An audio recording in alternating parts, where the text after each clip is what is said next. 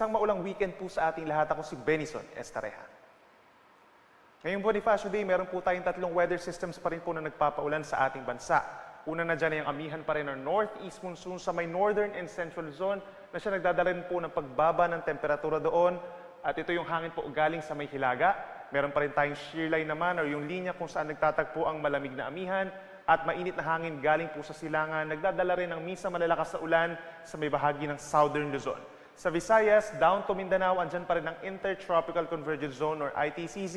Ito naman yung linya kung saan nagtatagpo ang hangin from the northern and southern hemispheres, kaya asahan din po ang makulimlim na panahon doon.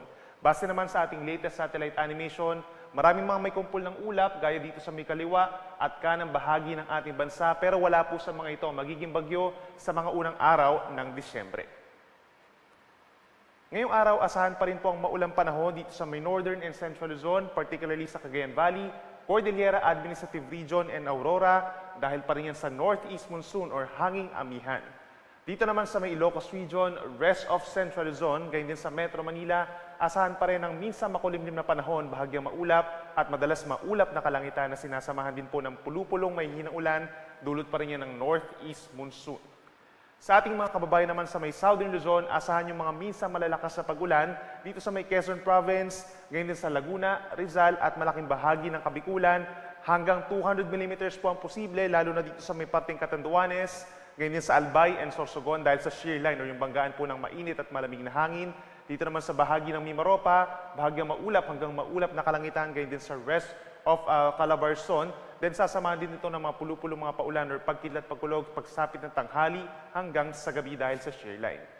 Kapansin-pansin na pagbaba ng temperatura sa malaking bahagi ng Luzon for Metro Manila mula 23 hanggang 31 degrees Celsius. Dito naman sa Tagaytay mula 21 to 29 degrees. For Baguio hanggang 22 degrees Celsius lamang at malaking bahagi pa ng Northern Luzon hindi hihigit sa 30 degrees Celsius. Sa ating mga kababayan po dito sa Palawan, halos buong Visayas and Mindanao, andyan pa rin po ang makulimlim na panahon ngayong araw at sasamahan din yan ng kalat-kalat na mga pag-ulan at mga thunderstorms, epekto ng Intertropical Convergence Zone or ITCZ.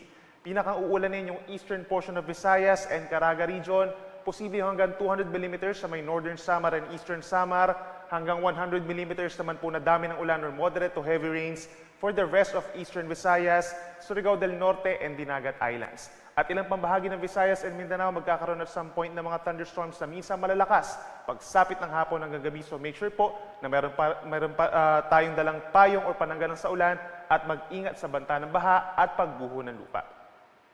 Temperature natin sa Metro Cebu hanggang 31 degrees Celsius pagsapit ng tanghali, habang dito naman sa Zamboanga City and Davao City hanggang 32 degrees Celsius. Dahil sa patuloy na pagbaba ng northeast monsoon or amihan, meron pa rin tayong gale warning or matataas sa mga alon sa may silangang baybayin po ng Luzon hanggang 4.5 meters o 1.5 palapag ng gusali sa malayong bahagi ng karagatan, sa may baybayin ng Isabela, gayon din sa Northern Aurora at sa bahagi ng Polillo Islands. Delikado ang mga pag-alon na to. Posibleng pagbawalan po yung mga small sea vessels natin. Magiging maalon din po sa natitirang baybayin ng Luzon hanggang 2 to 3 meters po, no, mataas pa rin ito. At delikado sa small sea vessels at pagsapit bukas, posibleng tanggalin na yung gale warning sa may silangang baybayin ng Luzon pero mananatiling maalon pa rin for most of Luzon at banayad ang katamtaman naman sa Visayas at sa Mindanao. Para naman sa ating 3-day weather forecast, sa unang 2 araw po ng Disyembre, magpapaulan pa rin po ang northeast monsoon sa may Cagayan Valley, Cordillera Region and Aurora at magdadala pa rin ng may kalamigang panahon. At dito naman sa may parting silangan ng Visayas, may possibility pa rin po na may mabuong low pressure area dito sa may kumpul ng ulap, pero eventually po ay malulusaw din ito at hindi naman magiging isang maganap na bagyo.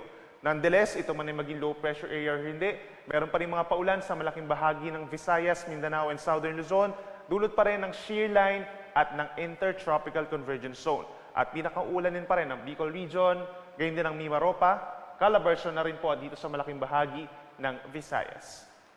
In fact, meron po tayong weather advisory for the next 3 days sa malaking bahagi ng Southern Luzon, Visayas and Mindanao hanggang 200 mm sa dami ng ulan or posibleng umabot sa intense rains by tomorrow sa Quezon Province, gayon din sa Camarines Norte, Camarines Sur and Catanduanes, habang hanggang 100 mm sa dami ng ulan or moderate to heavy rains bukas sa may lalawigan ng Aurora, gayon din sa may Laguna, Batangas, pababa ng Oriental Mindoro, Marinduque, Romblon, hanggang dito pa rin po sa may Masbate, Albay at Sorsogon. Kapag meron tayong heavy to intense na ulan, mataas ang tsansa na magkakaroon ng mga baha or landslides sa mga low-lying areas at yung mga malapit po sa ilog.